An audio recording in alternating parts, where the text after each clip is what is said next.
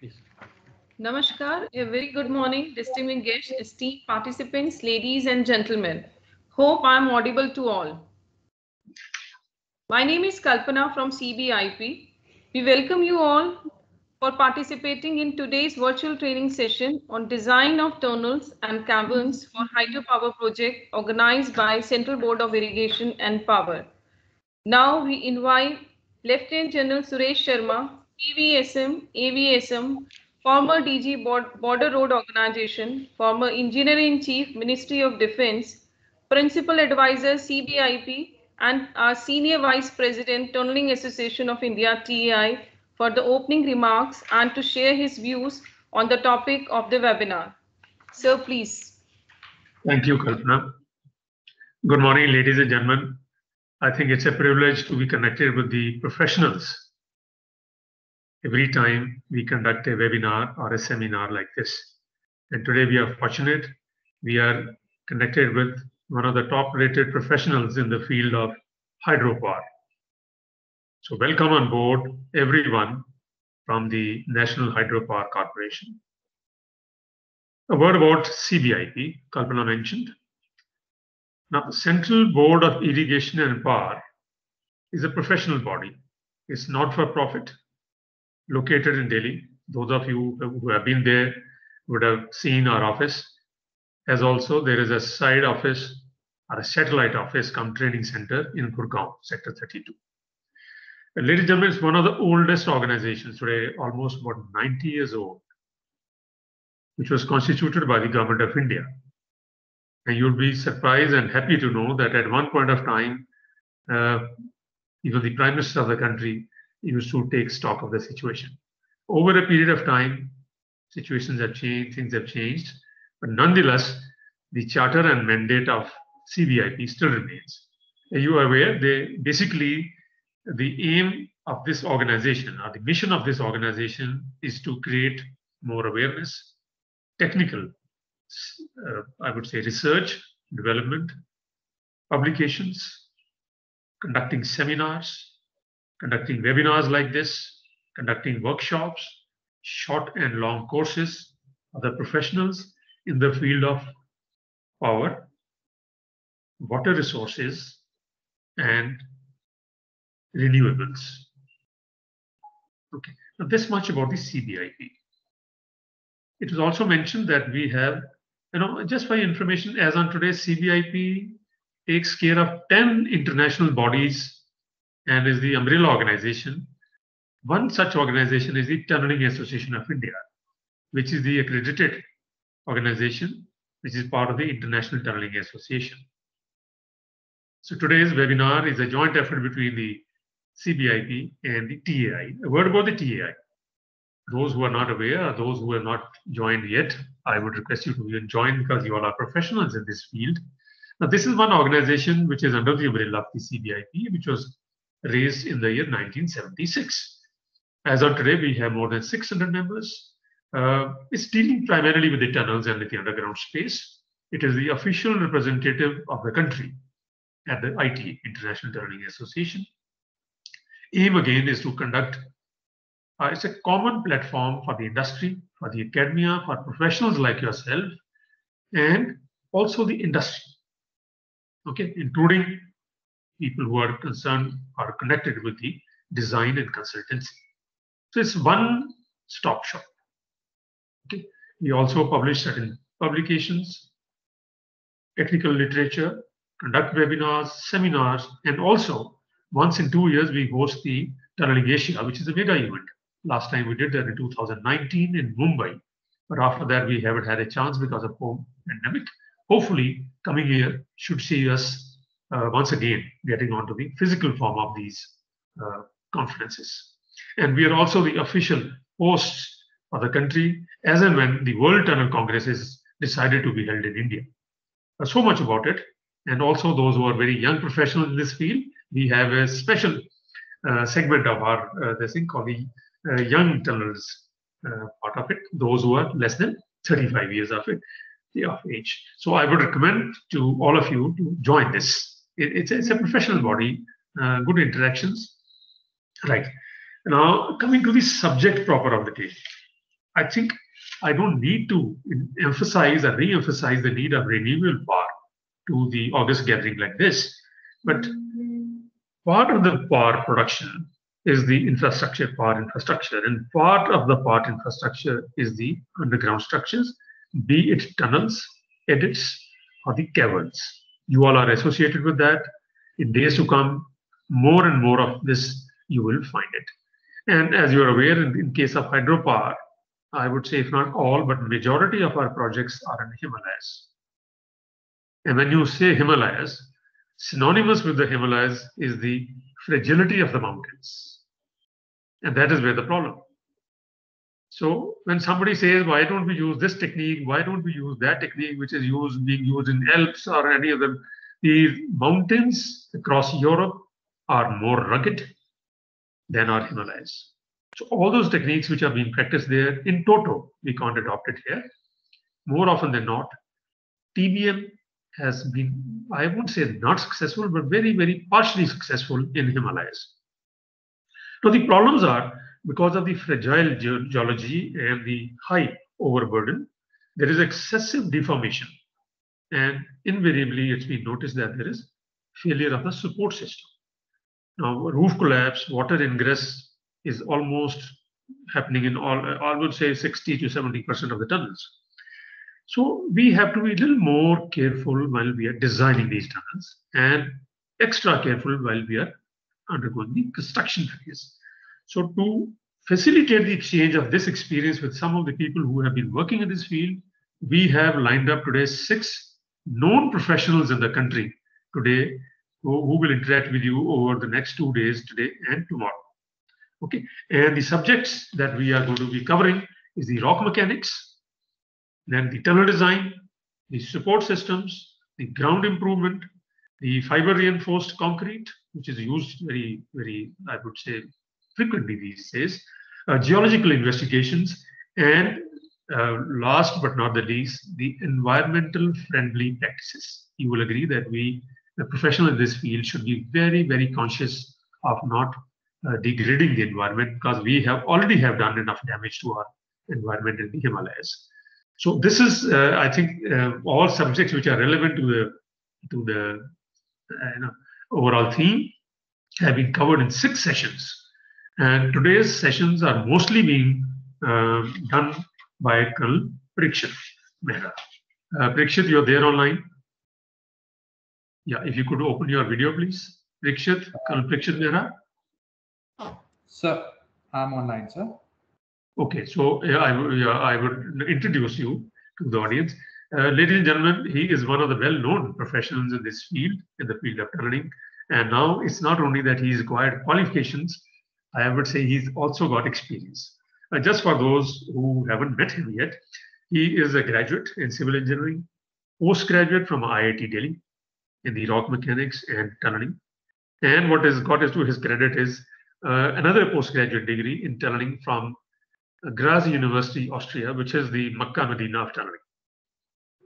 So he's very well qualified. And coming to experience, you would have heard of one of the high altitude tunnels, longest tunnel in India, the Rohtang Tunnel.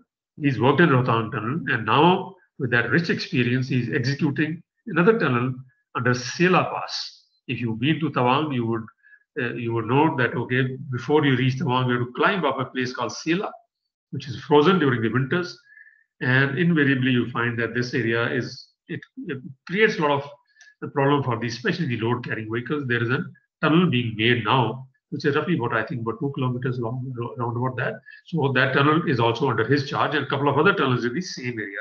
So he's an, I can say, a well-rounded personality in the field of tunneling. So, and the tunnel design and execution. I think he's one chap who's qualified, and he's one person who's experienced. So he's going to be taking us through the tunnel design and the rock mechanics during the day-to-day. Now, that was his very brief introduction. He's been commissioned into the Indian Army in the Corps of Engineers from Indian Military Academy in the year 2004. After that, he's had an experience in the Sikkim area to the Indo-China border road, especially construction of a couple of roads and tracks. And in addition, as a major, he has been officer commanding of a road construction company in Bhutan. Those who traveled to Bhutan by road, Phuntsholing to Thimphu, the road was under his charge. His efforts in Rohtang have been recognized. He's been awarded Sena Medal, which is a high award in the Indian Army for his efforts. And I'm sure he is, because of his experiences and because of his qualifications, Ministry of Road Transport and Highways has already empaneled him as one of the panel of experts on the tunnels. And on the lighter side, he's a fitness freak. He's also a cycling enthusiast, which keeps him, I would say, fit into, and fitness, I would say that all the engineers who are operating in this space need it. I will not take any more time now. Over to Colonel Parikshit Mehra for conducting the day's proceedings. And once again, to all the delegates, hearty welcome to you. And I hope these 2 days deliberations will be educative, interactive, and useful. Thank you. Over to you, Parikshit. Thank you, sir. Thank you, General Sharma, for introducing me, sir. You've always been very kind with your words, sir. And I would like to tell the forum that I went to Austria primarily because you had the vision to send us there, sir, at that time. So what we'll I'd also like to thank CBIP and Tunnel Association of India to give me this opportunity to interact with all of you, and to share with you of what I've learned thanks to the organization that I've served with and the experience that the country has been able to give me. So what we'll do is in the coming say about almost 2 hours, we'll run through the basics of rock mechanics. As we run through the presentation, it might not flow like it is there in the schedule. I have structured my presentation in such a fashion that we start from the basics and then we go into design. And as an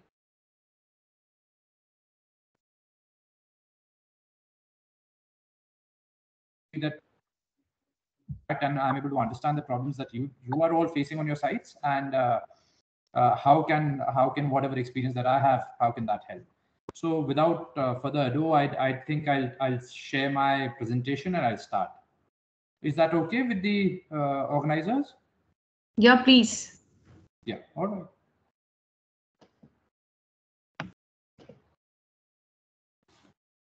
So is my presentation now online? Just 1 second. Yeah. Do I have the presentation online now? Not now. Okay. Probably it's loading. Yeah, just 1 second.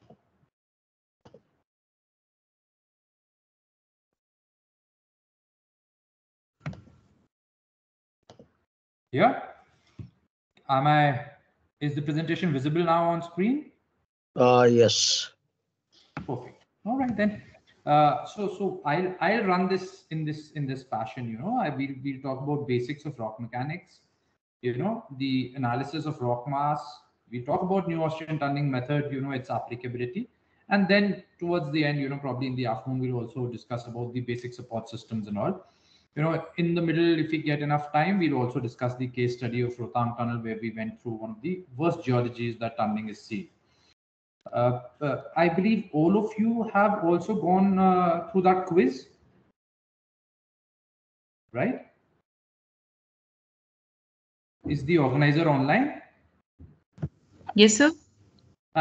So we've already done the quiz part, right? Yes, we have already done. It's already been completed. Perfect. So would it be possible for me to know the basic results or something like that after the session? Yeah, sure. Sure. Thank you. So I'll start. Thanks. Yeah. So coming to rock mechanics, the definition of rock mechanics is that it is the theoretical and applied science of the mechanical behavior of rock. It is that branch of mechanics concerned with the response of rocks to the force field of its physical environment. So what it basically means is that rock mechanics encompasses of how the rock behaves dependent on what kind of a structure has come up. It has come up at what what depth, what is the overburden, what is the in situ stress at that location, and what are the hydrogeological conditions of that place. So this behavior of rock is what rock mechanics is about. Before we get into any design of a tunnel, the first thing that we design is the utility. Uh, uh, is what are we making that underground structure for? Based on that would be the size, the shape, the layout, and then we have to ensure all that happens within safety. And engineering practice is all about doing the structure which is economical. So keeping this in mind, we'll now go ahead with how rocks are analyzed and how rocks are to be seen, so that we can get these structures inside those rocks. Now determination of rock mass behavior as a function of rock mass properties is extremely important. We must realize, first of all, before we come on to the rock mechanics, that underground structures could either be shallow, like we have metro systems, or they could be deep, like we mostly have the hydropower tunnels, or we have tunnels for highways and railways. So in shallow systems, generally we will be working in soil, but in our kind of systems, I believe what is also applicable to all of us here today in this forum is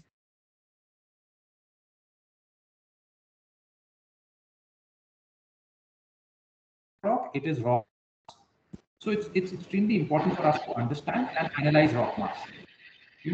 To be able to determine the behavior of rock mass, we need to understand the rock itself. We need to understand the instinct.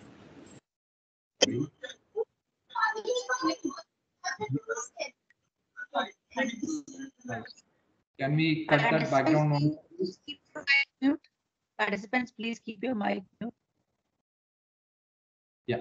So what we need to understand is the rock itself, the rock mass, the in situ stresses, which means how deep is the structure and what are the horizontal stresses, the groundwater conditions, and field stresses, including any overburdens and any applied stresses. There could be a structure which is closer to our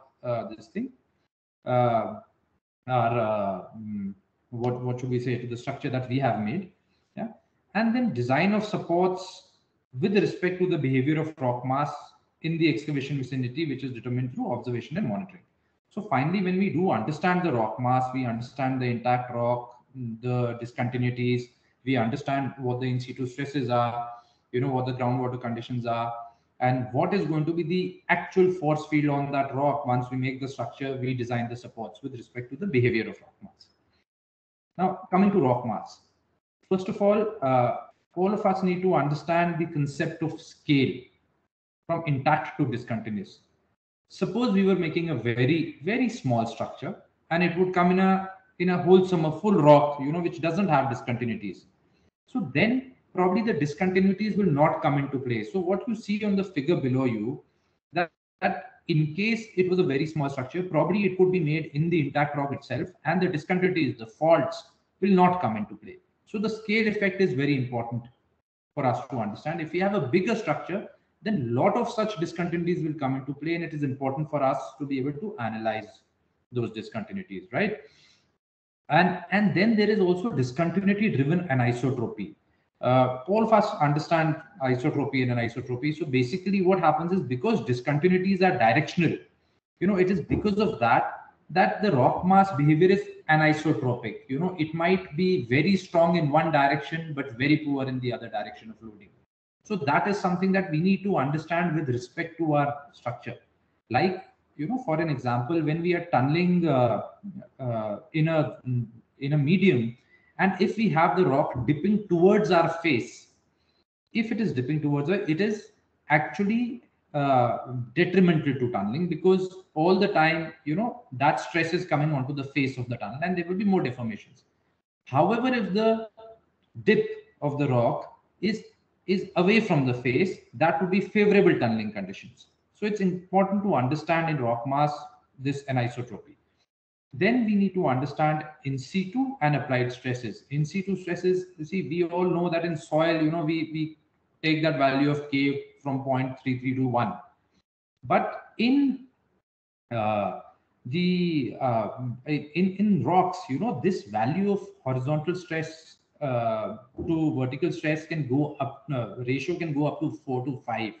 So it is very different from what it is in soils. So it's extremely important for us to understand that, and applied stresses in the terms of in case there is another structure nearby, because that will have some interaction, or if there is some extra overburden on top due to buildings or something like that, that needs to be understood. Then obviously we need to understand groundwater conditions. You see, groundwater conditions, finally, it is such an isotropic thing, and the effect can be a lot on how anything behaves, because finally we are trying to mobilize the shear strength, and all the elements of the shear strength, which is cohesion, friction, and the normal stress itself, will get reduced due to poor water pressure. So to understand the groundwater conditions is also very important when we actually try and understand the rock mass behavior. Okay. Now, what makes this very different from other engineering fields is that, unlike most other engineering structures, deep tunnels are being constructed in natural material, which is the rock mass. However, buildings, bridges, these things are generally being engineered as per envisaged load. So we know what is the loading. We make our RCC, we make our PCC, or we make whatever elements that we have, could be timber. We can engineer that material to be able to take that load. But in the case of tunnels, deep tunnels, we have to mobilize the strength of the rock itself. So it is very important for us to understand the medium, which might not be applicable as much to other engineering fields. That is why this, one of the most popular textbooks in tunneling is called The Art of Tunneling by Jackie. I'm sure that a lot of you would have read it. Because it is a mix of art and science both. Now deep tunnels are being excavated in rock mass, which need to be analyzed for stability of the tunnel, besides other aspects like in situ stresses, loads, tunnel geometry, and adjacent structures, etc. We've discussed this.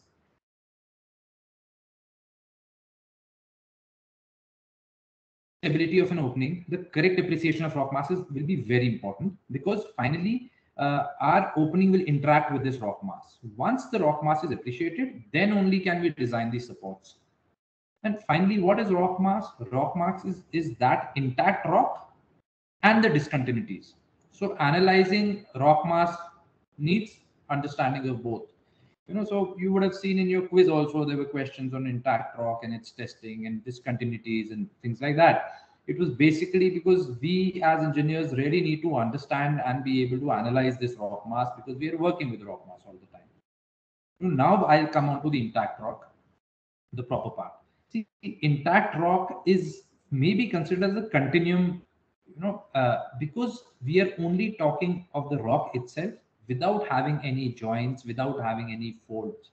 So when we analyze such a thing, it is a continuum. What it has inside is basically a polycrystalline structure. The crystal structure of very important, very good example is, the crystal structure of graphite and granite is almost similar, but the bonds are different. And that is how granite becomes one of the strongest material, while graphite, having the same structure with bonds being different, is being used in pencil, and it's one of the softest material, and on the Mohs scale it be very low. So it's important to understand the crystal structure for an intact rock. I totally agree for professional engineers, we need not get into too much of crystal structures and understanding of bonds and things like those. But what we need to understand is that wherever we are working, we should know what is our parent intact rock, and how that intact rock, the properties of the intact rock will affect the structure. So it is important that whenever we read the DPRs, whenever we go to sites, we know what the what kind of intact rock is there, and then how the discontinuities are, so that we are able to gauge if the intact rock itself is good, and the intact rock itself is not amenable to too much of or if it has higher UCS or unconfined compressive strength, then overall even the rock mass will have more strength, because at least there will be no crushing on the rock itself. So properties governed by physical properties of the materials of which it is composed, and the manner in which they are bonded to each other. That is how we compare, we actually judge the intact rock. Now, they are classified as per index properties, which provide basic information of the rocks itself. I'll come on to the index properties. Some of the index properties are porosity, the density of the mass itself, and water content in case it's a rock mass which is likely to hold water. Hardness is extremely important because if you're using tools of drilling, and you are using tunnel boring machines, so it's very important to know the hardness of the rock, because abrasion and hardness have an effect on your drilling tools. So it's important to understand the durability of the rock itself. We've all done these lake durability tests and all to understand as to if that particular structure is will go through water passage and things like that. Will it affect the overall strength in the coming times? Sometimes, especially in the case of hydro, a purely dry area will then start having water in case it is not lined, and then the durability comes into play. The strength itself of a rock is measured by point load tests or the unconfined compressive strength. The tensile, the Brazilian tests are carried out, and where we have to get into very specific structures. We also do true triaxial tests on rocks to understand as to how that particular rock is behaving in what direction.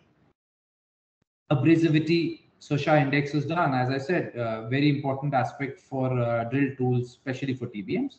Permeability, because storage potential is important. We all know that caverns are being dug in rocks to store oil. So permeability of the rock also needs to be seen. Now, sonic velocity, gives us the degree of compaction of the grains itself. So it also gives us the density and also gives us, some idea about the porosity and permeability of the rock itself. I will not get into the details of the testing for intact rocks. What I would suggest to all of you is that in case you are into reading about rocks, I'm sure most of you are already doing it.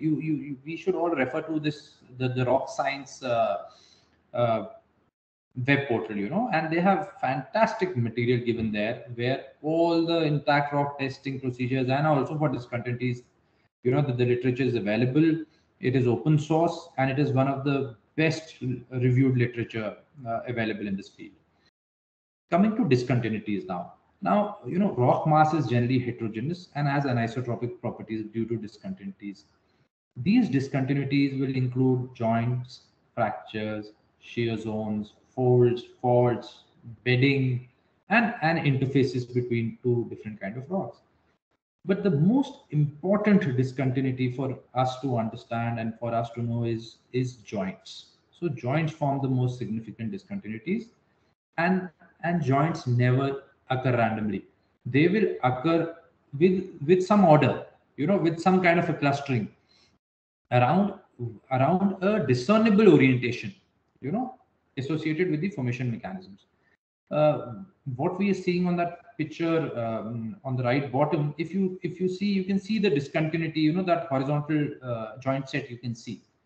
So generally when we approach a rock and when we see a rock, we should be able to pick up these joint sets, because these joint sets have a major effect on the way our structure is going to behave when the structure comes up. And the other thing we need to understand is as to where is the stress coming. On a horizontally bedded plane, if the stress was on top, then it would still give us strength. But if the stresses, if there would be horizontal stresses and stresses would come from the from sideways, then there would be shear movement through these joint planes. So it's extremely important to understand that in a structure, when our structure is coming up, how are these bedding planes oriented with respect to the structure?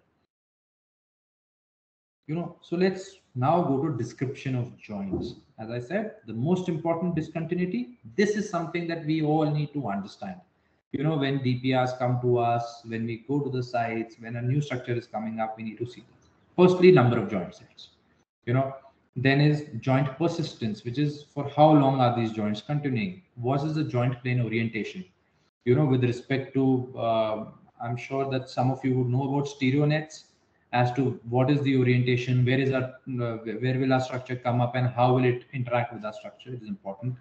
Joint spacing is important, and joint frequency, block size, and RQD. They're actually, I've clubbed them together because they all have a similar effect. Once I will describe these in detail in the coming slides. Then is understanding the joint surface roughness and how are they matching. What is the distance between these joints, the joint aperture, and what is the filling material. So these principal characteristics need to be understood. Coming to the number of joint sets, joint sets are generally in parallel sets. Up to 5 joint sets are generally observed. Now one joint set would cut the rock mass into plates, right? You can see the bottom left figure, and you can see that this rock is in plate. 2 perpendicular sets will cut them into a column, right? Because if we would have another one like this going perpendicular to this, then these would become columns. 3 joint sets which are orthogonal to each other would cut them into blocks, and then as more joint sets comes, then there are randomized these blocks and wedges which can be formed. Now there will always be a clustering in the rock mass that we work. So it is very important that all of us understand this, and when we see the rock, we see it in this fashion. Coming to joint persistence. So persistence, what it does is, it basically describes the areal extent or the length of a discontinuity within a plane. And it can be crudely quantified by observing the trace lengths of discontinuities on exposed rock surfaces. Now, what happens is, generally when we start classifying rock, generally a geologist would go on the site. He would do a scan line mapping or a window mapping, where he would, from the surface, from the outcrop itself, develop or a model, a 3D model, where he would bring out these joint sets, and he would also bring out the persistence of the joint sets as to for how long these joint sets are likely to continue in the rock, because that will have effect on the structure. Discontinuity persistence is extremely important, but difficult to determine, because what happens is, when we do our DPRs and all, even if we take boreholes at a lot of places, that's just a minuscule quantity of the rock that we are going to actually make our tunnels or underground structures in. So it's important that whatever was read before when we started our DPRs or the walkover surveys by the geologists, we keep that data, and when we are doing the structure, we keep corroborating and keep seeing as to how persistent those joint sets are, so that we can understand as to what kind of geology to expect ahead. The discontinuities of one particular set are often more continuous than the other sets. There will always be a predominant joint set, or probably sets of 2 or 3 predominant joint sets, and then they're random. So we would have seen people will say 2 joint sets plus random, which means these 2 are predominant, and then there is random joint sets which are not very persistent. Now what you see here on the figure is, how do we call them very persistent, or very high persistence or low persistence. So in case the surface trace length is going less than a meter, it will be very low persistence. But if we can see on the surface itself that these joint sets are going right beyond 20 meters, then they are very high persistent joints. And these joints are going to become extremely crucial for analyzing how the rock mass will behave. And it will be important for us to understand how they will interact with our structures when they come up. Joint plane orientation. Orientation of joint sets controls the possibility of unstable conditions or excessive deformations. Now, we all understand how wedges are formed. When we are tunneling, when we are doing that underground work, if there are joint sets which open up into our opening, into our tunnel, and they intersect each other, then they form a joint. A good geologist, they form a wedge. A good geologist should be able to tell us from the face log itself, from the face, that these particular joint sets are likely to form a wedge in the coming rounds, so that we can put the rock bolts in such a fashion that these wedges are stitched before they actually start falling into the tunnel. So it's extremely important that even during tunneling, our geologists keep doing the face logging and keep telling us about how the joints are oriented, with respect to our structure, so that when our structure is or a tunnel is being driven in case there is a possibility of a wedge. Now, the mutual orientation of joint determines the shape of the rock blocks. Orientation is defined by a dip angle and dip direction of strike. I will not get into strike and dip with you people because you're all professionals, you do understand it. But what I would request all of you is, this lecture might not allow me to get into it. Please, in case you do not know of stereo nets very well, please read about them. It's a very simple thing. The good thing about stereo nets is what you see on the right bottom is that one point in this circle can tell you how the major joint sets are oriented. And then after that, if you draw a line for your tunnels and your structures, you can know if that joint set is going to trouble you or not during construction. It's a simple exercise, but this is something that we must all understand, especially when the projects are being planned. And we must harp upon our DPR consultants to give us the joint sets in such a fashion in a stereo net, and always plot our structures with respect to those joint sets, so that we understand that during construction how these joint sets will behave. Coming on to joint spacing. Now, fracturing degree of a rock mass is controlled by the number of joints in the rock mass. More the joints means that less average spacing between joints and control the size of the individual rock block. So obviously, if the joint spacing, what I have the ISRM table below, if the joint spacing is more than 6 meters and probably our structure is just about 4 meters, then we'll almost be an intact rock, right? If we don't get out of that block and the joint spacing is such, then these joints will not come into play.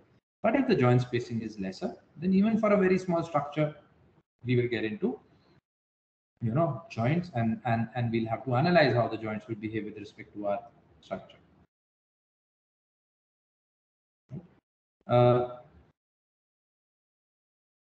Rock quality designation. Yeah. Again, it's a very important aspect. Rock quality designation. It's a widely used method for preliminary idea of rock quality. So what are you actually doing? You run a core. It's generally 54 mm. It is NX size, and then you only measure the length of core pieces which are more than 10 centimeters, and you divide it by the total core run. So now in this, what happens is, suppose you do 200 centimeters, right? And you get, in this example, you get only this 55 centimeters of total, which is more than 10 centimeters length, then it becomes 55%. But we must use it always, it's very important to also take a look at that core box. Sometimes what will happen is most pieces would be more than 10 centimeters length, but the RQD would come to 100%. But that doesn't mean that there are no joints at all, right? So when you get the RQD number, you should also once take a look at the core box and see actually how it is, how the rock is coming, of what kind of samples have come.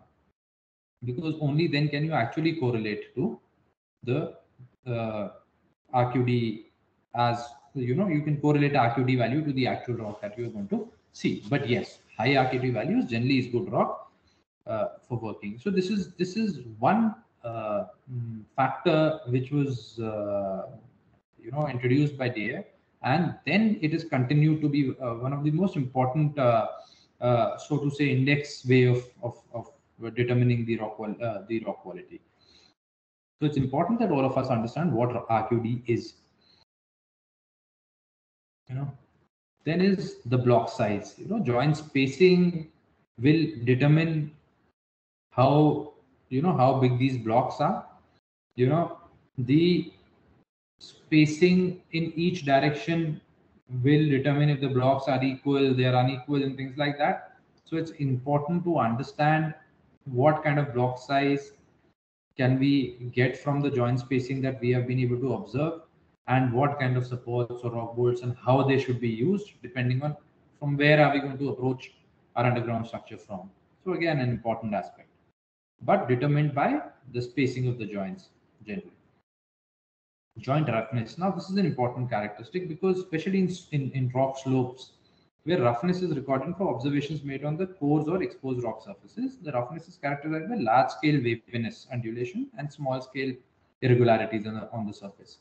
It's important to understand joint roughness, because joint roughness is going to determine, as to how what will be the shear characteristic, or how will these joints behave uh, with respect to stability of a slope, or with respect to underground structure coming up.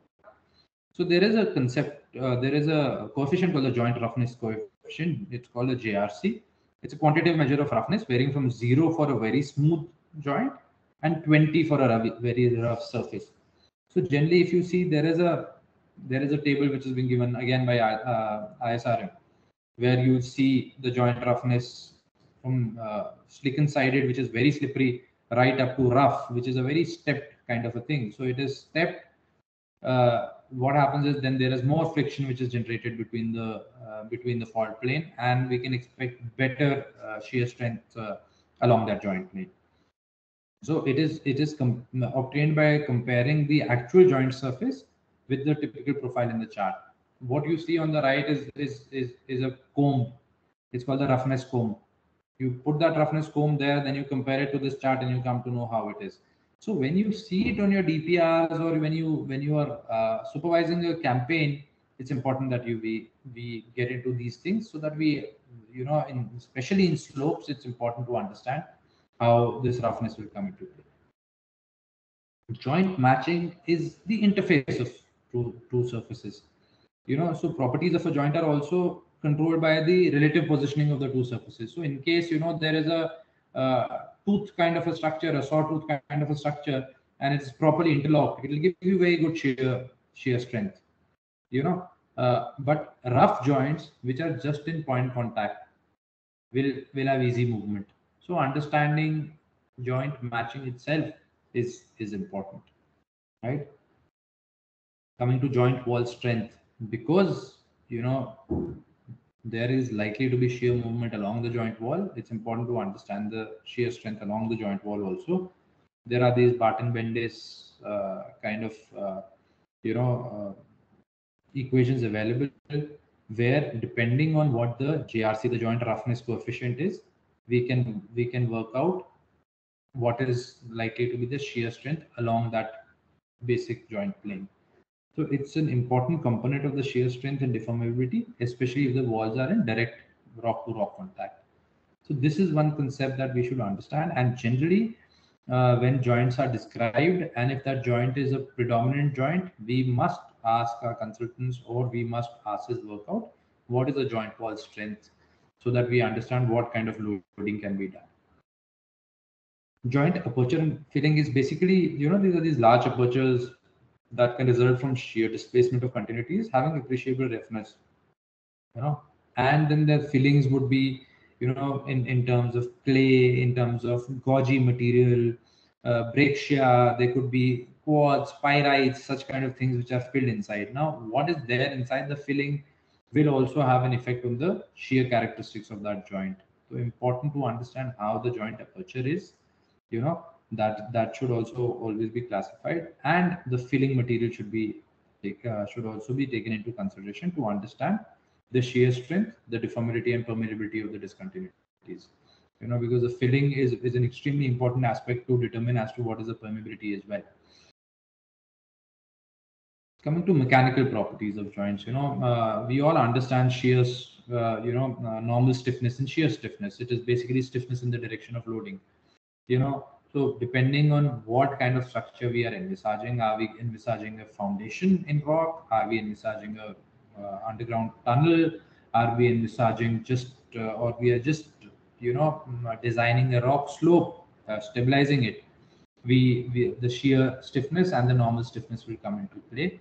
So it's important that dependent on what structure we are trying to make, and what is going to be the free body movement there, or the free body diagram of such a structure, we should also understand that how these joints will behave when the load of the structure starts interacting with the rock mass.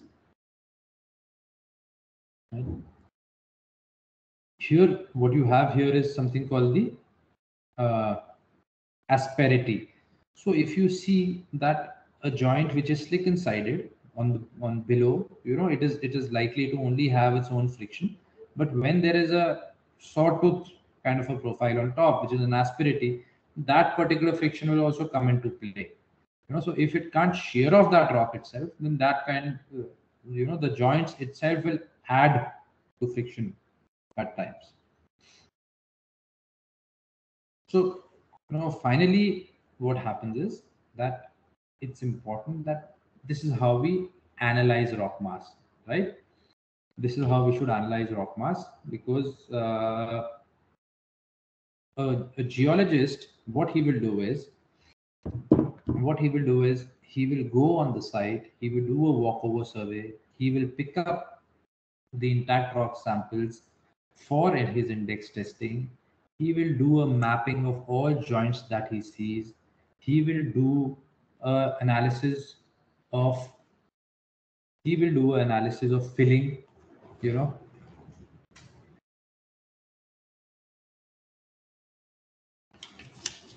we'll do at it's important to understand what is the filling,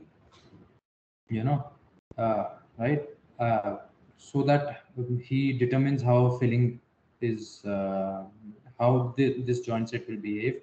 He will give out what are the block sizes which one can expect in that area, so that we can determine what kind of rock bolting and what kind of support systems will we need. He will also, a good geologist will give you the characteristics of the wall strength. He will give you the persistence of these joints, and this whole complete thing then becomes your rock mass.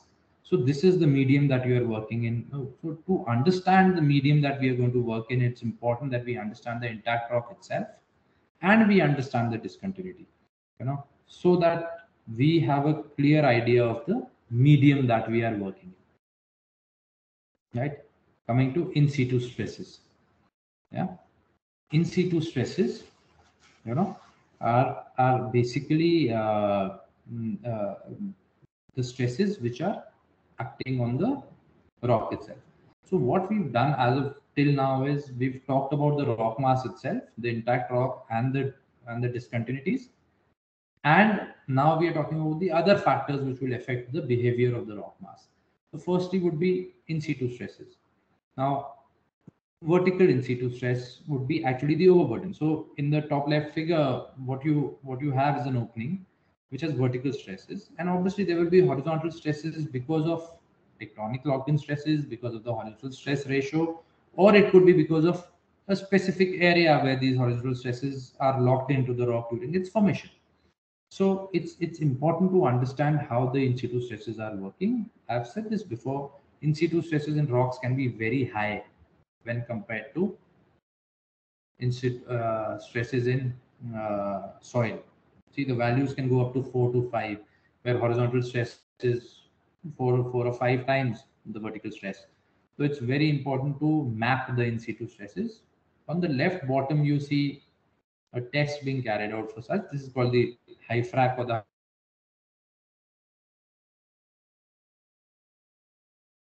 so we understand how the horizontal and vertical stresses are and how they're oriented as well. It's important to understand that where are the principal stress axes when a tunnel or an underground structure goes through, how will it behave?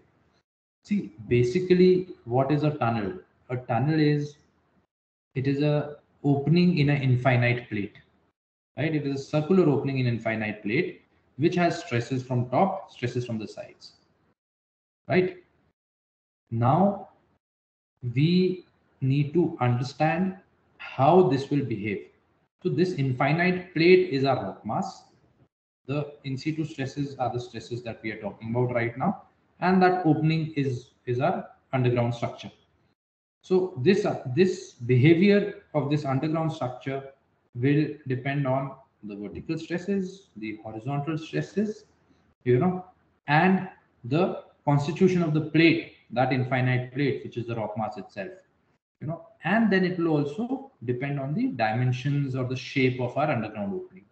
So we need to understand all of these things to be able to analyze as to what are the stresses which are going to come on the opening, and what can we do to counter those stresses, right?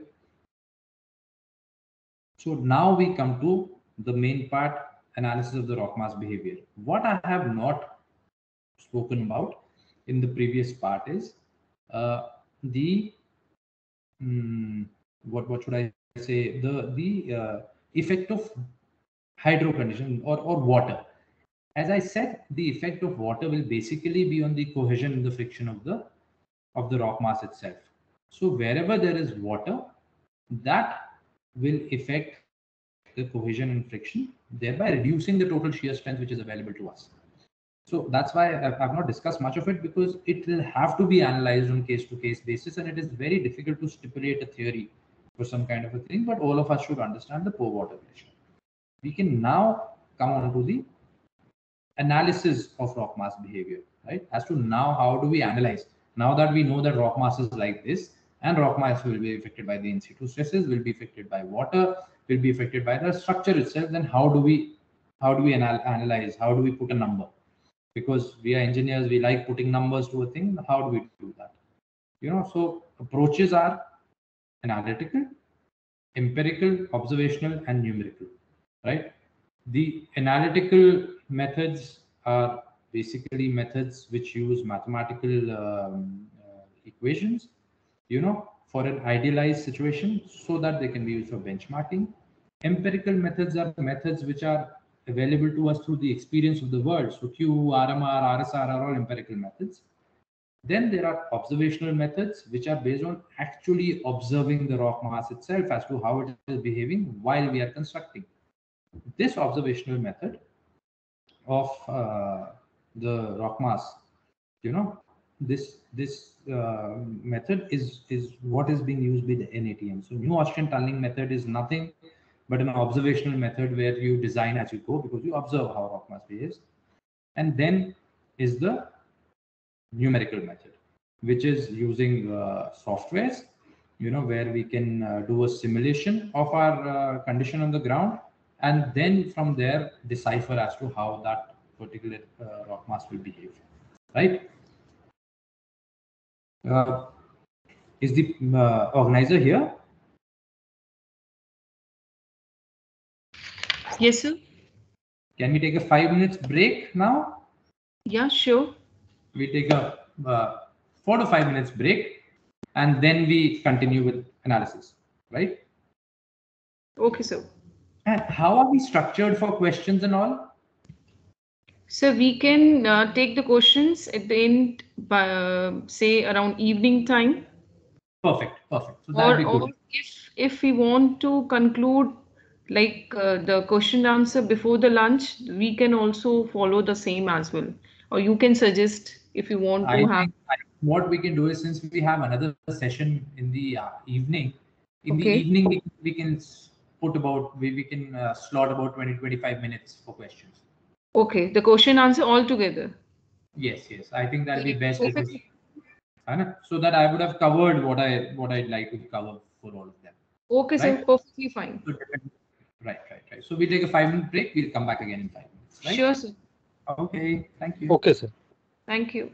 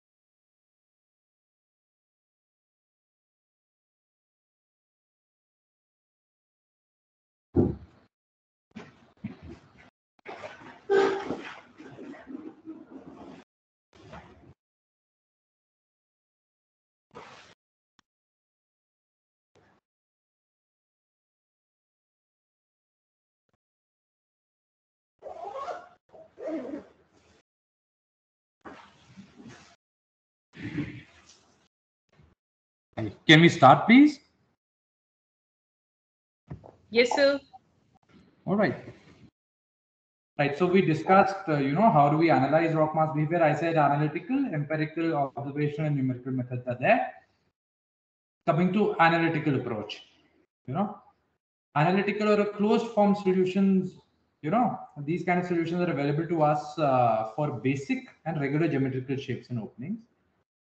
They are derived based on certain assumptions that, the material around the opening is linear elastic or elastoplastic. So there are assumptions based here. Solutions are either for a plane strain or for a plane stress condition. The medium is assumed to be homogeneous and isotropic. Now, obviously, this is not true as far as the actual condition is concerned, but these solutions will help us in benchmarking. So, once I show you the equations, then I'll give you an example as to how it can help us in benchmark. So that when we use numerical methods or we are doing a very rough analysis of how the structures are going to behave, it will help us, right? What we need to understand is the primary stress flow, these stress lines that you see before the structure came up on the left was straight.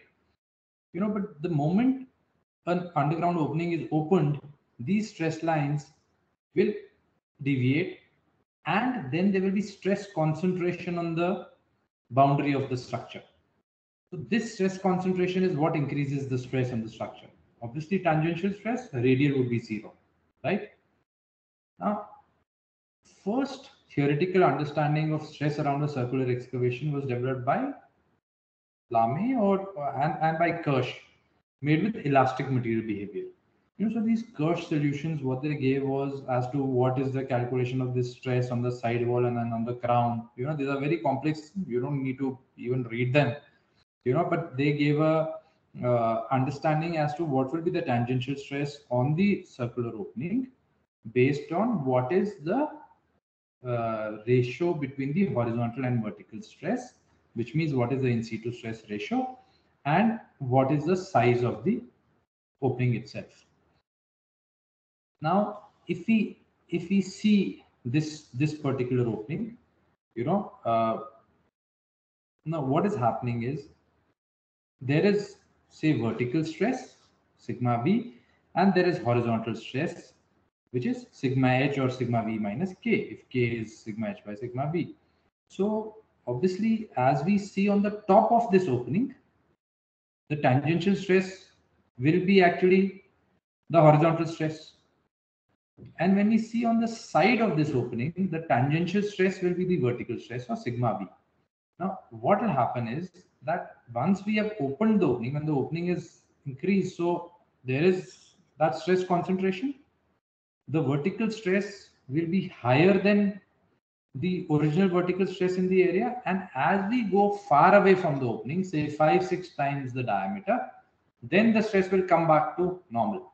So what we saw here, these stress lines on the right, they've got concentrated in the underground opening on the edges, but far away from the structure, they are again the same. So that is what is happening here, that the tangential stress on the opening on the side wall, on the right side, is more than the vertical stress, but as we go away, it will become the vertical stress. On the other hand, similarly, at the top or the crown, the tangential stress will be more than the horizontal stress, but as we go far on top, away from this thing, it will become equal to the horizontal stress. Now, analytical solutions for such openings in an infinite linear elastic medium were actually solved using differential equations. And based on that, Pender gave a simplified equation. Again, I don't want to get you into the mathematics of it. The solution is based on the Airy stress function that we discussed before, and it gives us a very simple way of understanding how stresses can be calculated. So here what he's done is he's taken opening with the radius A, and he's given us an analytical approach to know the radial and the tangential stresses at any medium. Now, in this equation, what is happening is, if you see that A is the opening, R is the distance. So when A is equal to R, this complete equation, simplifies, and it gives you the tangential stress on the opening's boundary, which is the stress on the boundary of our tunnel. So here what is happening is, you see, in that diagram, what was vertical and horizontal stress, the tangential stress at the springing level becomes 3 times the vertical stress minus horizontal stress. And on the top, on the crown, it becomes 3 times the horizontal stress minus the vertical stress. So if A was 1, horizontal stress was vertical stress, this would just become 2 times vertical stress. So what I need to totally understand in this is, suppose we have a tunnel which is 1000 meters below the rock. It has 1 kilometers of overburden. Say 2.5 ka density, it makes it 25 MPa load on top. So the tangential stress on top of that, on the crown, will be 50 MPa, 2 times. In case sigma h is sigma v, we are taking k value as 1. So now what happens, that you understand that it is a deep tunnel, and we know the horizontal stress ratios, or we know it to be 1, then it becomes twice. If we know the horizontal stress ratios, then with this equation, 3 times vertical stress minus horizontal stress, we can calculate the stress. Now, in this case, if k is 1, that under 1000 meters, it becomes 25, and into 2 would be 50 MPa. Now, in case we have a granitic rock there, which has an unconfined compressive strength of, say, 80 or 90, probably it may go up to 150. So that means it is going to be stable. But if you have phyllitic rock, you understand, that this is a phyllite region and the UCS will never be more than 30 MPa, that you will need a lot of support. So it can give you a very rough idea, if you are flying over an area and somebody says, okay, our structure is coming 500 meters below and the general rock is like this, then you can get a kind of an idea if the tunnel boundary will have a lot of stresses, or will the rock of that area, if we have some data about the intact rock from any geological maps or anything, will it be able to take load? So this equation basically tells you that. What I would like you people to know and remember, I'm sure that most of you already know it, that the tangential stress is twice the vertical stress, which can be easily calculated by taking the density and the depth on the opening. And if your rock has unconfined compressive strength more than that, then generally it will be safe. Even if there are discontinuities, they can be controlled by just rock bolts, so that if wedges are being formed. That's about it. So that this helps you. Now, what is also helps you is, say I have done a numerical model in a software, then at least, by putting these values, I can check that the values that I'm getting by that software, are they, kind of correct or not. Because sometimes what happens in software is we end up in the inputs, we do mistakes and we get an output, but it is finally garbage in and garbage out. And if we do not benchmark that with a simplified solution, then we are not we can't be very confident about as to what is actually happening, right? So important to understand this. Now, similarly, there is an analytical approach for an elliptical opening also, because our openings are never circular, they can be elliptical also. So here again, there is a small formula available to us. I'll share the PDF of these presentations later. Some of you who are interested in knowing these things can keep it there. It's a good kind of a handbook to have these equations with you, so that sometimes when you're doing the basic analysis of a structure, as to what the stresses will be. Right? Now coming to empirical approach. Empirical, as you all understand, is based on empirics, on experience. This is what we use the most. Empirical solutions are based on practical experiences from various sites and their extrapolations for a new site, right? They combine the findings from observations, experience, and engineering judgment, right? Rock mass classification systems form the backbone of such empirical. So what classification systems that we are generally using today? Like Q, RMR, RSR, all those systems,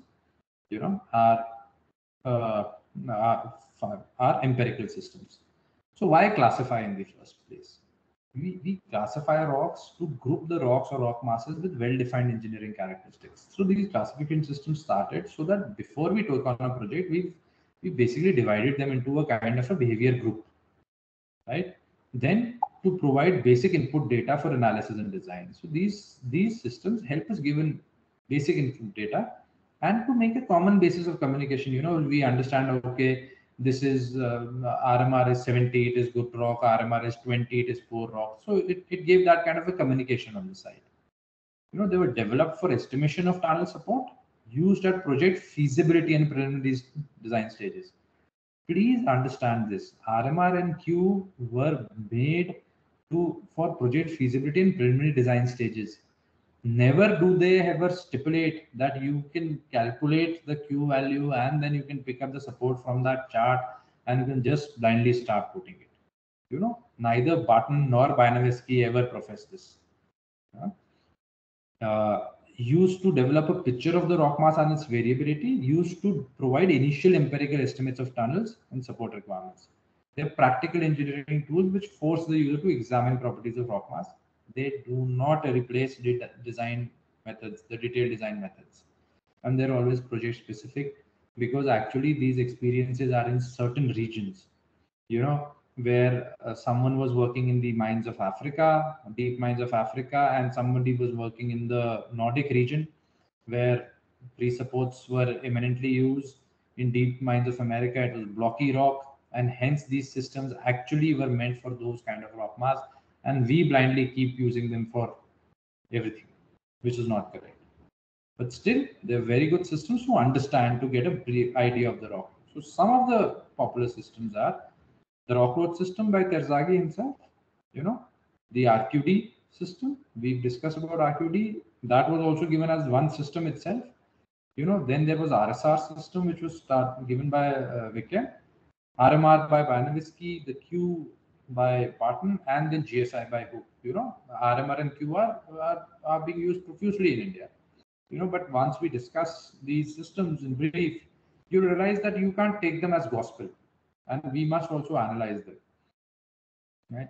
So coming to Terzaghi system. So Terzaghi rock load method was based on estimating rock loads to be supported by steel arches. In America that time, they were only using steel arches to support. So he made a system as to how much load should be considered. Now, if you see what he has done is on that figure, he's given this height of HP. HP is the rock load which will act on the tunnel boundary or on that rib that was being put in. Very hard and intact rock, that was 0. He realized that rock mass is so good that it will, because of the arch action, there will be no load. Wherein swelling rock, and squeezing rock, a lot of such mass will become load on the rib itself. So he classified the rocks from intact to moderately jointed, blocky, seamy, crush, squeezing, and right up to swelling type based on this, right? So that was his way of analyzing. And then he gave out what kind of ribs can be given. If you see in swelling in very poor rocks, he says circular ribs are required. Why? Because circular section will always have better geomechanical properties because there will be no tensile stresses. RQD system, we've discussed this before. What we must realize is it is directionally dependent. When it is giving you the joints in the direction of drilling. Sometimes when you're making the tunnel, it is opposite. So it's very important to orient them. To understand RQD, we should take a lot of these borehole samples and then make a proper 3D map for ourselves to understand how these faults will be found during the tunneling. So आजकल there are oriented RQD systems as well, where they give you the exact orientation and things like that. But important to understand, it is a directionally dependent parameter. Coming to RSR. Now RSR was the first system, where the concept of rating of components was arrived to come into a numerical value, that one number that we were always finding. He did a system wherein he gave 3 parameters. This was done by Wickham. General area geology, joint direction of drive, groundwater, and joint condition. It was basically for small tunnels with steel sets only. Historically, they were the first ones to also talk about, shotcrete or sprayed concrete support. The RMR system, more complex, 6 parameters. He gave you UCS of the intact rock, RQD, spacing of discontinuities, condition of discontinuities, groundwater conditions, and orientation of discontinuities. But if you see, RMR system has no input on the in situ stresses. It doesn't mean that, Bajnevsky did not understand in situ stresses or they did not want to include, because he based it on case studies where in situ stress was a known factor. That is how RMR was developed, where in situ stress was generally found to be constant based on the areas that he had worked on those times. So the rock mass is divided into a number of structural regions and each region is then classified separately. So he would also say, okay, all areas that you're going to do your underground opening, your mine or your tunnel in, you divide them based on this. In some cases, significant changes in discontinuous spacing or characteristics within the same rock may necessitate division of rock mass into even smaller structures. So they were also talking about characterization. Now, if you see what is happening in this system is, there is the strength of the intact rock, there is the RQD, which is the UCS, the RQD, the spacing discontinuity, right, and the discontinuity condition, which is giving you the dry RMR. After that, he gives in the groundwater, comes to the basic RMR, and then the discontinuity orientation with respect to the structure and corrected RMR. And based on that, he would give rock mass strength and deformability, right? So very good rock would have 81 to 100 rating, very poor rock would have 20. So we say RMR 100 means very good rock, it is intact, almost intact. We say RMR of say 20, 25, we know that we are in the poor rock conditions, right? Now, all these systems are being run by the world, based on their experiences with their geology, right? And RMR system is given in detail in their publications. When we apply RMR to our systems, I would always advise that you pick up the publication, read it properly, and derive the RMR based on the ground conditions that we are going to work in, so that we properly apply them and we just don't take this number blindly. Coming to the Q system. Q system is basically on large number of case histories in the Scandinavian region, as I said, by Barton. Now they have got revisions. There are some revisions based on case studies from India as well. Here classification is based on UCS of rock, block size, joint roughness, joint alteration in filling, stress conditions, including groundwater table. Barton has introduced the concept of the excavation support ratio, ESR, related to use of openings and degree of safety desired. 38 support systems have been given based on all this. Now the Q system, if you see, this is the formula that all of us might already know, RQD by JN into JR by JN, JW by SRF. Now here what is happening is, RQD by JN will give us the block size because it is about joint sets.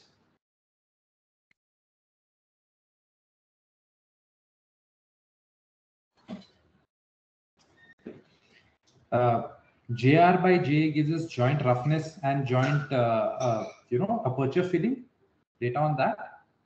And JW by SRF is giving us about the stresses and the water. Now, if you see here, it does not talk of joint orientation. It doesn't talk of joint orientation because basically where the case studies were done, joint orientation was again, generally seen to not have too much of effect. So it's important when we use these systems, we understand as to what are the basis of developing these systems. Again, Q is a very good system to use in Indian conditions, but for poor rock conditions, Q doesn't have much to offer. Today he's given based on the rock conditions, the kind of things which can be used, the support systems which should be used, and it can be picked up from these tables. I'll not get into the details of this because time will not allow us to do that. Coming to GSI. See, all of you, as I said, I would always recommend use to read through Rock Science, that site, because GSI is a system which was started by Dr. Hook, who's probably the father of rock mechanics today. And the best thing is the way they've documented rock mass behavior. So GSI system is again, based on a concept where the failure envelope or the failure planes have been defined. And like we have a shear strength, they've made a failure envelope depending based on the stresses and the confining stresses. And then for every rock, they have given these numbers of values of friction and cohesion, which give you a good data or a good idea about the rock mass itself. So in this system, we get the GSI number. So the GSI will distribute or will divide the rock into from blocky to disintegrated, and based on the surface conditions, where the surface conditions are very rough to slick sided, and it gives you a GSI number. So on the top, on the bottom right, you'll have very poor GSI numbers to 10 to 20, and very good rock weathability where there is very rough, fresh and unweathered surfaces on rocks, and it is blocky as well. So GSI also uses the same concept, but what they've done is now they've made a good system of being able to do this by using computer tools, where a very important or very popular software is Rock Data, where you put in all these values for from the library given for each type of rock, and you actually get a kind of a failure envelope. So you understand as to based on the depth of your structure, if that particular rock mass will be able to take that stress or not.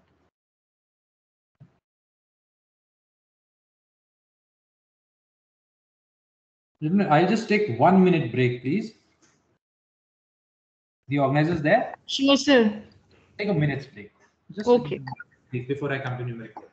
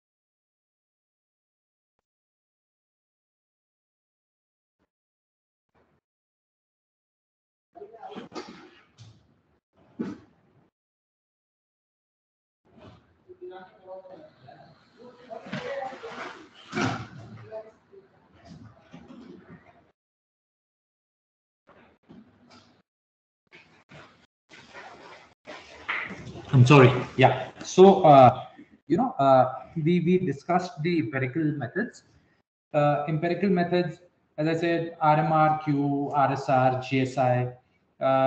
Except for GSI, the other methods are based on case studies. What GSI has done is they've kind of, got all those empirical methods into a software as well, which are the rock science softwares. Some of these softwares, the trial versions are available on the site as well. They're good softwares to use. Now coming on to the numerical approach. Numerical approach would obviously be using computers to be able to analyze rock mass. So analytical solutions only give simplified cases, will give us solutions for simplified cases with a lot of assumptions. The actual site is likely to be very different, non-linear, anisotropic. It is difficult to get mathematical solutions for complex differential equations in that kind of a heterogeneous this thing. That's how numerical methods have been involved. Using computational resources, we can analyze openings of different shapes in a kind of a heterogeneous media as well, as long as we are able to pick up the right values from the investigation programs and feed it into these softwares which are available. They are based on continuum or discontinuum. As I said, intact rock would be continuum, but in most cases we'll be working in a discontinuum. They are based on finite element method, finite difference methods, or boundary element methods. Softwares like Abacus, Phase 2, FLAC, Examine 2D are popular softwares. Discontinuum models are models where material is not assumed to be continuous, where UDEC or 3DEC kind of systems have to be used. But a simple application, I will tell you, as to why a simple software like Phase 2 can be used to simulate the ground.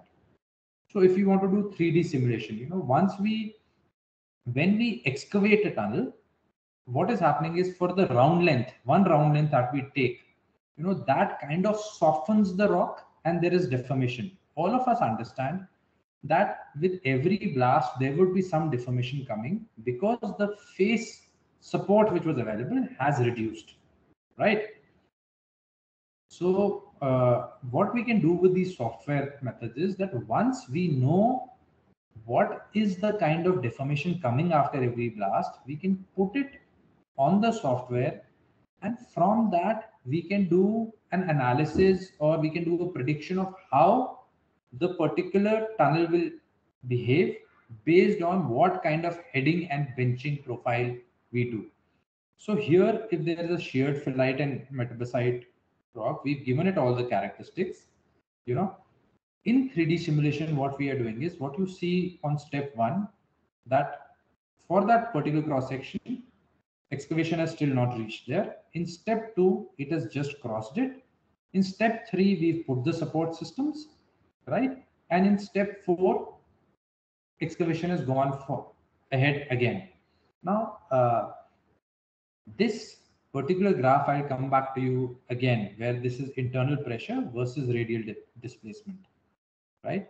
This is an important thing to understand, because as you see that in the first step, when we are on step 1 and the 3D simulation has not been or the excavation has not been carried out, then the internal pressure is still full, because here there is full rock inside. But as we go to step 2, the excavation has been done, support has not been put. So there will be reduction in internal pressure and there will be deformation. So radial displacements will begin to increase. Now, if we keep increasing the excavation without putting supports, this radial deformations will keep increasing. But what we need to do is we need to put supports at such a time where the rock does not start disintegrating. So we allow some deformation to happen, and based on our observations on the ground, we put the support systems in such a fashion that disintegration doesn't happen. So we've reduced the potential energy by letting some deformations happen.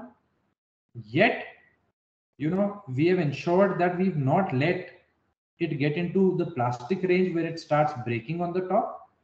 So how we control it on site is that we put the support systems either just on the excavation phase, or we put it 2 rounds before excavation phase. If the rock is very good, then it can come 2 to 3 rounds behind the excavation phase. So excavation can keep progressing, and from behind we can get the supports coming. In that case, obviously the cycle would be faster because excavation and supporting can happen simultaneously, right? So it's very important for us to understand that. Now, what we do in 3D simulation is we pick up this deformation from the ground, we put it in the software, and from the software, we see that what is the likely modulus of the rock at that deformation. So it says that we have picked up a displacement of say 22.1 mm, which corresponds to 150 modulus. So now we know that after every blast, our rock is behaving like it has got 150 MP of Young modulus. Then for subsequent behavior, what we can do is we reduce the Young's modulus to 150. Then we do the heading and benching profile, and we put the supports, and we put the supports on the software to see that if the deformations are not getting more than say 50-60 mm, after which we will observe breaking. So by using the data from the ground, we get it to the software. On the software, we predict how will this rock behave after supports are put, and this can give us an idea as to how much rock bolts or how much shotcrete to put, because in the software we can put 2 layers or 3 layers of shotcrete, and we can put longer rock bolts, closely spaced rock bolts, for us to be able to gauge as to how this rock will behave with supports. So this helps us simulate our excavation process and give us an idea as to how much support should be put so that the rock doesn't disintegrate or it doesn't become plastic in nature and it remains in the elastic range, right? So that this is where softwares can help us. The numerical methods can help us, and obviously in the numerical method, your tunnel can be horseshoe shaped, can be elliptical, and you will not have to get into hand calculations at all, because these softwares will be able to gauge the stresses on the boundaries. Coming to the observational approach. Now, this is an approach which mixes the knowledge of everything. So what it does is observational approach. As I said, NATM is an observation literature. It is based on design as you go dictum, and it involves monitoring through in situ instrumentation and measurements. So instruments that can be used include borehole extensometers, convergence devices, 3D targets. Most popular observational method in the world is the new Austrian tunneling method. It is also called the convergence confinement method. So, this is similar to the curve before. What is happening is when you have not done any excavation, internal pressure is 100%. PI, which is on the vertical axis, and on the horizontal axis, the deformation. As you take one blast, the deformation starts. As you take another blast, more deformation will happen because your excavation phase has gone ahead. And if at a time, there'll come a time if you do not support, then there will be a collapse in the tunnel.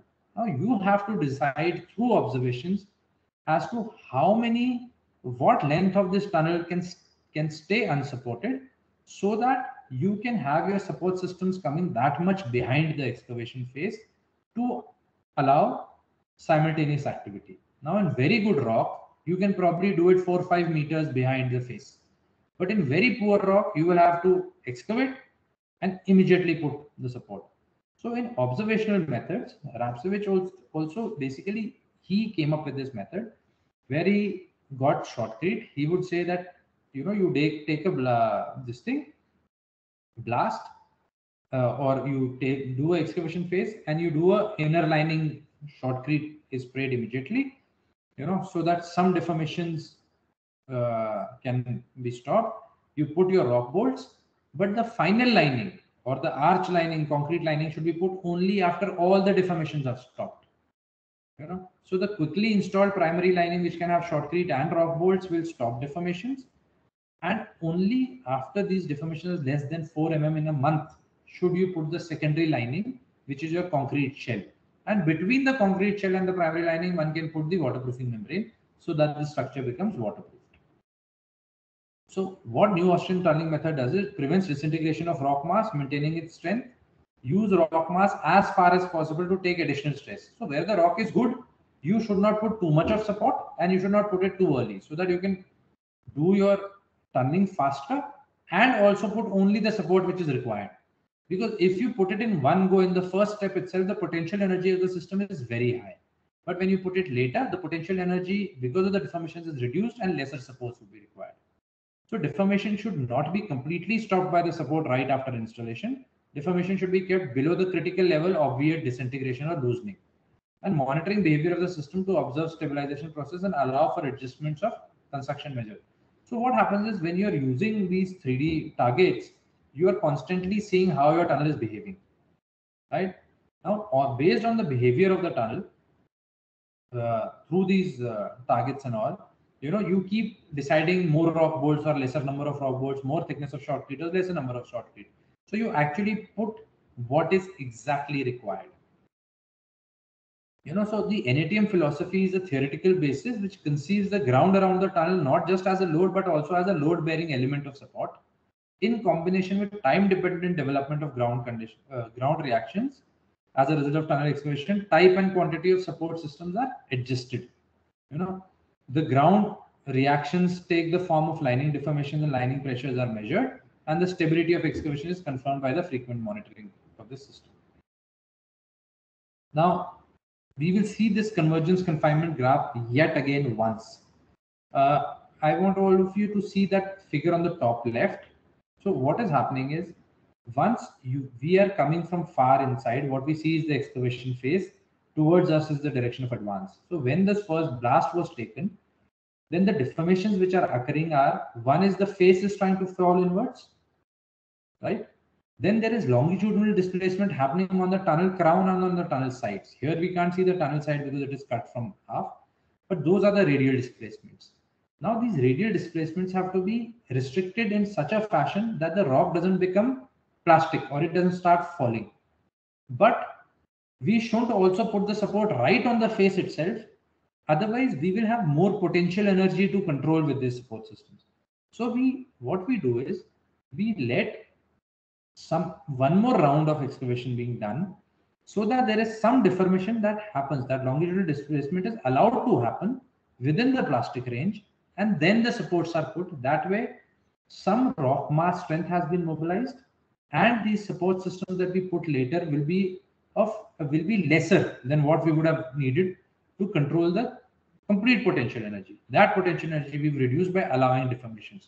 So NATM has this basic concept where the convergence is allowed to happen and then confinement is done to control the convergence before the yield point or the before plasticity sets in. So this is important to understand, and this can be controlled only through deformation monitoring. So what you generally do is you see these targets. A target is like this. These are put on 5 to 6, generally 5 or 7 places on the tunnel surface, and you monitor their longitudinal, horizontal deformations as to how they are moving in the 3D plane and how much more supports would be required to control the deformations. So based on the targets, we increase the number of rock bolts or we decrease the number of rock bolts, and we keep optimizing the support systems. So this accuracy of these targets is between 0.1 mm.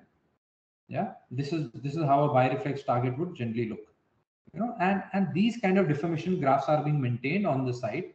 So when you're doing a particular support program and you see that the deformations are well within control, and they're 50, 60 mm, and I know till 100 mm my rock is not going to disintegrate, so I continue with the same thing. But if the deformation goes below to 20 mm, I know that I'm over reinforcing. I can reduce the number of rock bolts. All of a sudden I see that the deformation has started increasing, then I can increase the number of rock bolts, so that there is a dynamic process and you put only what is required. And a lot of people in the industry believe that this is a waste of time and why are we doing it. Actually, a good monitoring program will help us optimize the support, and it will give us safety because it will tell us if there are too much deformations. Secondly, it will also give us optimization and saving in cost, because only what is required will be put. So this is a very important practice. It's important for us to understand how observational technique is to be used. Load cells measure the rock on the load on the rock board. So initially, when you're putting your rock boards, you need to see as to what is the total stress in the system, and are the rock boards taking the design stress that you're wanting to give them, right? There are borehole extensometers. Borehole extensometers, what they do is when you put them inside the rock, at various places, they give you deformations in the rock. So you understand at one point as to where is the breakage due to explosion, due to the explosives that we are using, or due to the drilling practice. Where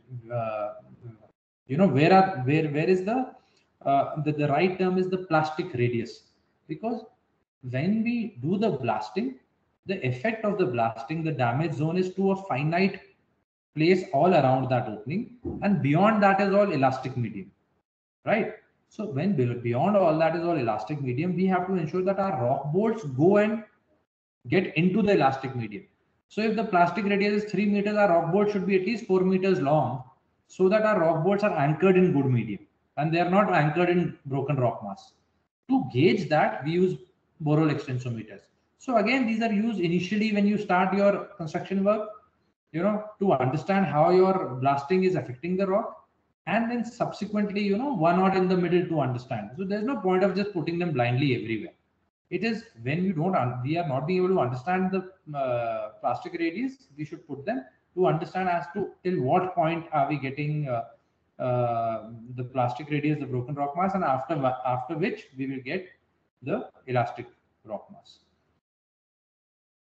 Now, instrumentation, as I said, can be done with 3D targets, measuring anchors, extensometers, strain meters can be used to understand how much strain or how much deformation is happening. Total pressure cells are used on rock bolts to understand how they are behaving. In very complex structures, say in the Large Hadron Collider at CERN, they have a lot of deformation surveillance systems, because they need to understand how those cavities are behaving, because they're working with such material. So it's important that we understand how instrumentation is to be done. Most important, practically, I would like to say, is the 3D monitoring target. We just keep monitoring how our tunnel is behaving. If the deformations are within 40, 50 mm, 60 mm, and we know that the rock is not going to disintegrate, so that means our supports are all right. If they become too lesser deformation, that means we are putting more supports. If the deformations begin to increase, we should start increasing the support systems so that there are no accidents in the tunnel, right? So finally, based on all this, let's understand how system behavior works. Now, on this table, what we have on the left is the ratio of rock mass strength and in situ stresses, and the rock mass quality on top. So very massive rock mass under low stress will be totally stable on the top left, right? Now it's the same thing, on the bottommost, where it is very massive rock mass, but the stresses are very high. We will start getting rock burst. Why? Because it is good hard material, very hard material with lot of stresses. So, the rocks start shooting like pellets. Similarly, if we go to sheared rock mass, which is on the right, and we come to the bottom part, sheared or poor rock mass under severe stresses will be squeezing, which was the case in Rohtang Tunnel and Sierre Nala. It was poor rock mass, the overburden was also high, so it started squeezing. Right? So this is how rock mass behaves based on the actual constitution of the rock mass and the stress environment that it is our structure is located in. So this is a very good chart for us to understand as to what kind of a medium are we working in, what kind of a stress regime are we working in, and what kind of behavior can we expect. And based on that behavior, we have to do the supports. So finally, what is the recommended approach? The recommended approach is simple. First, we should characterize the complete rock system. We should characterize our complete rock. We should do a preliminary design, then we should monitor and optimize. So once we're doing our DPRs, characterize the complete rock mass, all the zones, divide the alignment into classes based on behavior types and everything. Instead of going for a number, we can say, okay, this particular rock mass is likely to squeeze this. Here we can have a rock burst and things like that. Then we decide upon the support systems, that we would require against that. Such characterization should be shown on maps like this so that people who are working on the sites is available to them, and they understand that this is the kind of rock mass that they are going to get when they're doing the excavation of the tunnel. Then when they are actually doing the excavation, they should monitor the rock mass. They should see how much deformations are there. And if the deformations are too much, then they should understand the method of sequential excavation, where they should divide the excavation phase into heading, benching, sometimes into side walls also, and sometimes also give support core, right? There should be sequential excavation. For very good rock, you can go for full face, but for very poor rock conditions, you'll have to divide that complete rock, the excavation area, into smaller parts so that there are lesser deformations and you can keep supporting each part before the other part is excavated. Do pre-support systems sometimes. So in very poor rock mass, what we can do is that when we know that this is very poor rock mass, stresses are also high. So before we even go ahead for excavating, we do a pipe roof. So on the top left, what you're seeing here, these are these pipes, 15-meter pipes, which are inserted towards the axis of the tunnel, all around the excavation boundary, above the excavation boundary. Sometimes they are grouted, extra steel is put in them, and you then excavate under it. So on the right side, you're seeing a photograph of such a double layer pipe roof. And then you are seeing on the right bottom, a support core was, which is also kept behind because poor rock mass will fall towards us. So first we do that pipe roof and then we do sequential excavation. So bottom left is, you see that under that pipe roof also you do only 1 meter by 1 meter segments. So in very poor rock mass, you can go down to this level where it will be slower, but it will be stable and safe. Yeah. So the approach to tunneling should be that we should analyze the rock mass. We should divide the complete area where we are going to do our tunneling or underground structures into behavior types or rock mass types. Based on the data that we get through investigation campaigns, we should preliminarily give them a support system, but that support system should always be optimized by doing monitoring on the ground when we are actually doing the work. And in very poor rock classes, where we see that the rock is very poor, we need to also understand segmental excavation, where we divide the rock mass or divide the excavation phase into multiple portions. And if required, we also do a pre-excavation support, which is something like a pipe roof umbrella. There are other options of doing grouting ahead of the face so that the face is stable before we excavate it, so that we can progress with the excavation in a safe and in a continued fashion. So we need to understand that this is how from very good rock to where we can do a full face, probably takes 4 meter round lengths every day, to coming down to very poor rock mass where we'll have to do this pipe roofing, which might take 4-5 days by itself. And then we will only be able to go in by meter by meter. We'll be able to go in, it becomes slower. So basically the pace of a project will depend on what is your rock mass and what is your approach to excavation. A lot of people try a very gungo way of trying to excavate in poor rock mass very fast, but then behind the face there are deformations, and then there are cavities which are formed, then there are tunnel closures, sometimes there are accidents, and that makes the project go for even longer. So best thing would be to understand the rock mass properly, characterize it properly.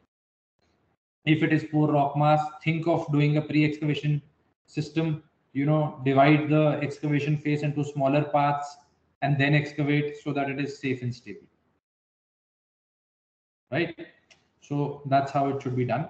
Now I can come to the tunnel support systems, but I think we will do the tunnel support systems. I want to discuss with all of you the tunnel support systems. We'll do it in the post-lunch session.